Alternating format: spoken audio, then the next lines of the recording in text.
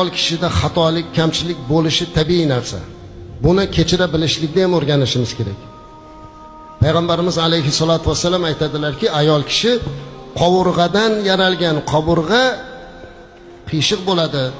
Uni to'g'rilayman desanglar sindirib qo'yasizlar, boricha yashaylar dedilar. Demak, o'zi yaralishi, vujudi o'zi qiyshiq.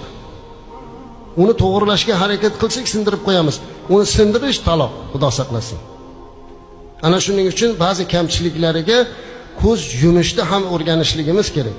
Ham payg'ambarimiz alayhisolatu vassalam bizlarga ta'lim berdilarki, ayollarni kamchiliklariga ko'zinglarni yumishda o'rganinglar. Ha deb bir kamchilikni topib, kavlab, janjal chiqarib boshqa qilmaslik kerak. Ayolda kamchiligi yo'q bo'lishligi mumkin emas. U jannatda bo'ladi inshaalloh. Bu ayniqsa yoshlarimizni, hozir yosh yigitlarimizni u hayolotidagi ayol uylangandan keyin u hayolidagi chiqmay qolishligi, bu hammasi u xom hayol.